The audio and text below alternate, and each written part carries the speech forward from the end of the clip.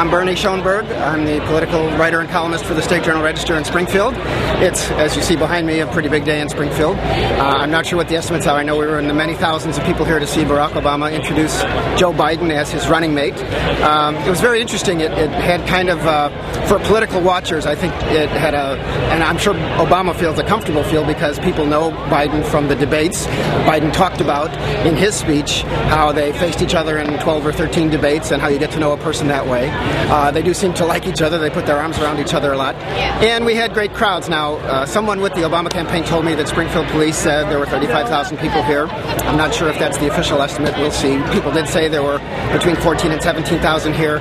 19 months ago, when Obama used the same place with a similar stage and the same backdrop of the old state capitol to announce his campaign for the presidency. Obviously, he was such a long shot back then that people obviously were hopeful, if they like him, that he would be here again someday in this way. But he marveled himself at the American dream kind of stuff and how through the entire primary process he has come back. Getting here this morning, this is like a presidential visit now, which is different from before, and that's mostly because the Secret Service is involved, because he is the Democratic Party's candidate for president, which will be formalized in Denver this coming week.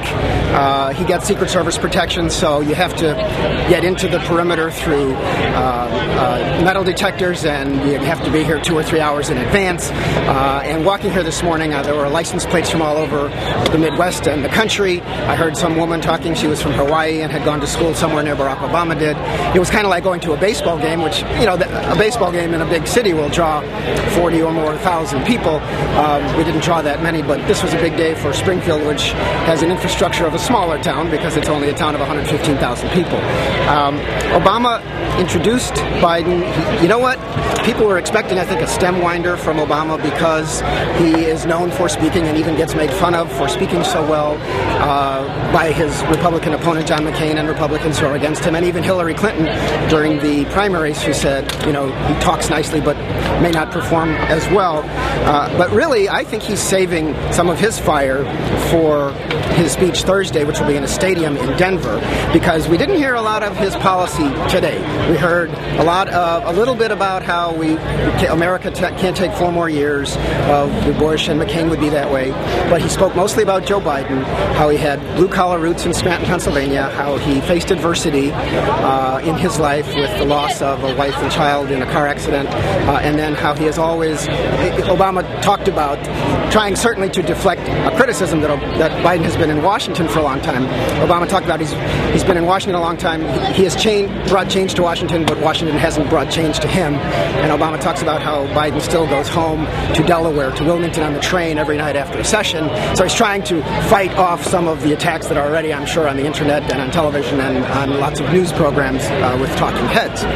So then Biden was introduced, spoke, took what some believe will be what he becomes, the kind of attack dog in this, talked about, McCain will be a clone. He referred to the Bush-McCain years, which of course is trying to link the Republican presumptive nominee to the current president, who, and particularly in this crowd, was not extra popular. So there was enthusiasm out there. People were selling buttons on the streets before. It does seem to be orderly. It was not a very long event. And again, that's partly because Obama did not give a big long speech, and Biden talked for perhaps 15 or 20 minutes. Then the wives of both candidates came up. Everybody held hands or put their arms around each other and waved to the crowd. Got some good political pictures for the cameras that were mostly set up on the very riser we're standing on now.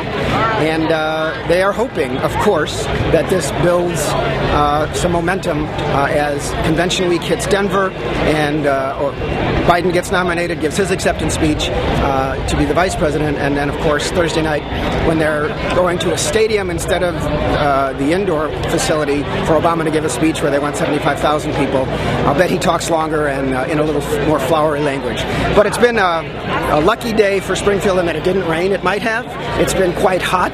Some people told me they preferred it when it was 10 degrees back in February of '07. I personally think it was nicer to be warm. There was a pretty fair amount of water, at least in the area, some of the press area. I hope it was just as good for the people in the public. I assume it was a little more crowded in there, but Secret Service had said and the campaign had said they plan to have water. So, an interesting day for Springfield. As Tom Schwartz, the state historian, said before the event, this is one of those days.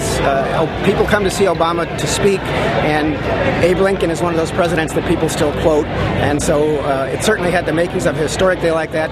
Even though we may not have heard the soaring rhetoric, the pictures that we saw, the first ones that America sees of Joe Biden as the picked running mate of Barack Obama, makes this a special day in the country and for Springfield. And now on to the campaign. The Republicans will certainly have at Joe Biden. He's got a long history. He's known to have somewhat of a temper. Some people say he talks too much. He made fun of himself in that regard, and he has a long Senate history. But he and Obama, at least today, seem very comfortable together. So the campaign season will now unfold, and Springfield once again has been a point of departure.